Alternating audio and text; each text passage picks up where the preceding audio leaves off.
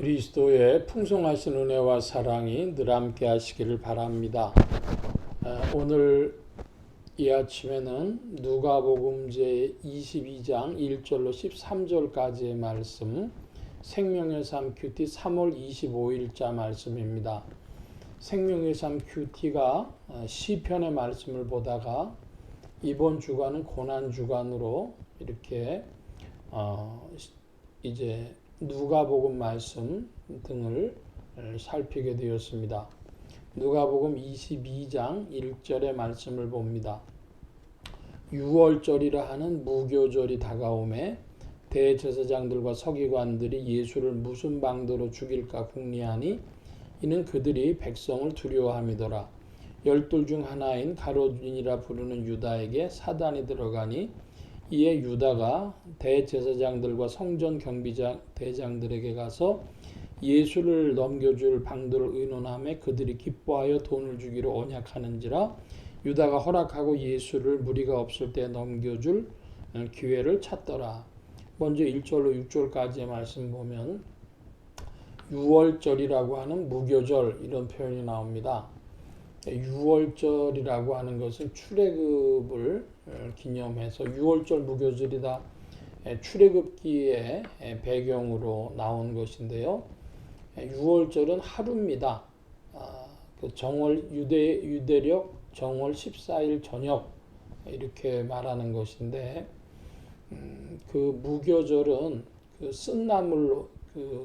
쓴나물과 누르고 없는 떡, 또 어린 양 이런 것들을 이제 먹는 때가 무교절이죠. 이것은 7일간 계속되어지는 겁니다. 같은 날 이제 시작을 하는데 그 의미에 따라서 강조점을 달리 볼 때 무교절이라고 하는 건 먹는 그 규례를 강조하는 것이고 유월절이라고 하는 것은 하나님께서 이스라엘 백성들을 이제 애굽에서 구출해내시는 그래서 그 피를 바른 문설주에 피를 받은 집들의 장자의 죽음이 찾아가지 않고 죽음의 그 사자들이 넘어가는 패스오버라고 하는 그런 하나님의 출애굽의 역사를 강조하는 것이죠. 그래서 14일 저녁부터 이렇게 시작되는 유월절 한 주간 계속되는 무교절. 그런데 출애굽 역사의 양면적인 것을 다 강조해서 어느 쪽을 더 강조하느냐에 따라 달라지는 그런 절기를 부른 이름이다. 이런 말씀을 드리고 2절에 보면은 대제사장의 무리들이 예수를 무슨 방도로 죽일까 궁리했다고 합니다. 근데 그들에게 문제가 있었어요.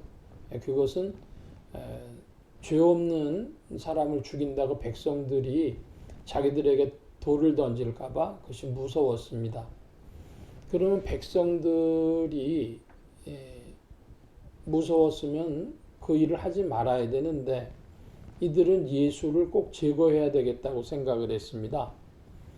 이유가 뭐냐 그러면은 첫 번째로는 예수님이 자기가 하나님이라고 하나님의 아들이라고 하는 그런 신성 모독의 죄를 범하는 것처럼 그들이 보였고 또 하나는 그들이 성전 제도, 성전 제사 제도가 예수님에 의해서 흔들릴 그런 위험성을 보고 자기들의 이해관계가 이제 침해당할 것을 우려해서 예수님을 죽이려고 한 것이죠.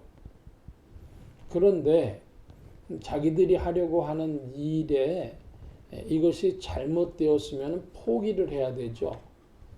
그런데 그렇지 않고 이 죽이려고 하는 궁리를 했기 때문에 이들은 무슨 죄냐? 그러면은 살인죄인데 사실은 확신범입니다. 꼭 예수를 죽여야 되겠다. 그런 생각을 하고 그것을 실행을 옮기려고 지금 이 궁리를 하고 있는 것이죠. 근데 그들에게 이제 난관이 있는 겁니다. 유대 백성이라고 하는. 어떻게 할까 하는데 유다가 찾아왔어요. 그랬더니 그들이 5절 말씀에 보면 기뻐했다고 합니다. 기뻐한 이유가 무엇일까요? 야, 이제 자신들의 그 국리를, 계획을 실행할 수 있는 방법이 찾아졌다고 기뻐하는 것이죠. 자, 그런데 가룟 유다와 이 대제사장 무리들의 죄는 성질이 좀 다릅니다. 뭐냐? 그러면 이 대제사장 무리들의 죄는 자신들의 욕망과 잘못된 가치관으로 말미암는 죄입니다. 그런데 가룟 유다는 사단이 들어가서 이제 죄를 범하는 것입니다. 미혹이죠. 사단의 미혹으로 이제 가룟 유다는 그들의 도구가 그의 사단의 도구가 된 것입니다. 오늘날도 자기의 욕심과 욕망 때문에 잘못된 가치관 때문에 죄를 범하는 자들이 있고 마귀의 미혹에 도구가 되어 가지고 죄를 범하는 자들이 있습니다. 그렇게까지 세세히 구분할 필요가 있겠냐 하는 또 질문도 있을 수 있는 것이지만은 그러나 어쨌든 죄의 성격이 달라요. 오늘날 우리도 우리의 삶을 잘 살펴볼 때 내 욕심으로 말미암아서 잘못된 가치관으로 말미암아서 죄를 범하는 것이냐, 마귀의 미혹 때문에 죄를 범하는 것이냐. 오늘날 그리스도 예수 안에서 성령의 이끌림을 받는 신자들은 마귀의 미혹을 주 성령의 빛을 따라 물리칠 수 있는 줄 믿습니다. 이것은 오히려 쉬운 일입니다. 문제는 자기 자신으로 말미암는 욕심과 잘못된 가치관이죠. 이것은 진리의 말씀, 성경 말씀의 빛을 계속 얻어야 할 것입니다. 이 빛을 받는데 중요한 그런 성경의 채권들은 예를 들면 지혜문학이라고 하는 욥기, 시편, 잠언, 전도서 이런 데서들 우리가 인생의 빛을 얻을 수 있고 바울의 서신 같은 데서 그리스도인의 삶을 배우면서 이렇게 자신들의 욕망과 잘못된 가치관들에서 벗어날 수 있을 줄 믿습니다. 성경과 기도의 줄을 붙들고 죄를 물리치는 여러분들 되어주시기를 바랍니다. 계속해서 7절 이하입니다. 6월절 양을 잡을 무교절 날이 이른지라 예수께서 베드로와 요한을 보내시며 이르시되 가서 우리를 위하여 6월절을 준비하여 우리로 먹게 하라. 여짜오되 어디서 준비하기를 원하시나이까. 이르시되 보라 너희가 성내로 들어가면 물 한 동이 가지고 가는 사람을 만나리니 그가 들어가는 집으로 따라 들어가서 그 집주인에게 이르되 선생님이 내게 하는 말씀이 내가 내 제자들과 함께 유월절을 먹을 객실이 어디 있느냐 하시더라 하라. 그리하면 그가 자리를 마련한 큰 다락방을 보이리니 거기서 준비하라 하시니 그들이 나가 그 하신 말씀대로 만나 유월절을 준비하니라. 이제 그 정월 유대력 정월 14일 저녁 6월절이 시작하는 그때 이제 쓴 나물과 또한 누르고 없는 떡과 어린 양을 먹으면서 유대인들이 6월절을 보내죠. 무교절이 시작되는 겁니다. 자, 그런데 문제는 이 주님께서 제자들을 보내서 준비한 장소 이것을 뭐라고 흔히 우리가 부르냐 하면 최후의 만찬이다. 그런 표현을 하죠. 문학적 수식과도 비슷한 건데 최후의 만찬.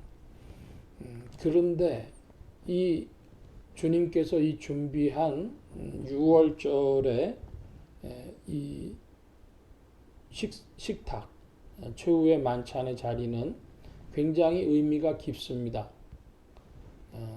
이 자리가 어떻게 만들어졌냐를 궁금해하는 이들도 있지만은 이것이 예수 그리스도의 십자가를 밝히는 자리다 하는 것만을 오늘 말씀으로 이제 마무리를 하겠습니다. 예수님이 준비하신 이 최후의 만찬의 자리는 그리스도의 십자가를 밝히는 자리였다. 이 말씀으로 맺습니다. 오늘 말씀 여기까지 봅니다. 기도합니다. 만복의 근원 되신 주님 함께해 주셔서 성령의 인도하심과 주님의 말씀의 밝은 빛으로 말씀과 기도로 우리가 죄악을 물리치며 나아갈 수 있을 줄 믿사오니 그리스도 예수 안에서 믿음의 바른 길을 가도록 성령님 도우시고 인도하여 주옵소서. 고난 주간에 우리 자신을 더욱 바라보는 이들 되게 하여 주옵소서. 성령께서 이 한 주간과 오늘에도 힘주심 의지하올 때에 예수 그리스도의 이름으로 기도하옵나이다. 아멘.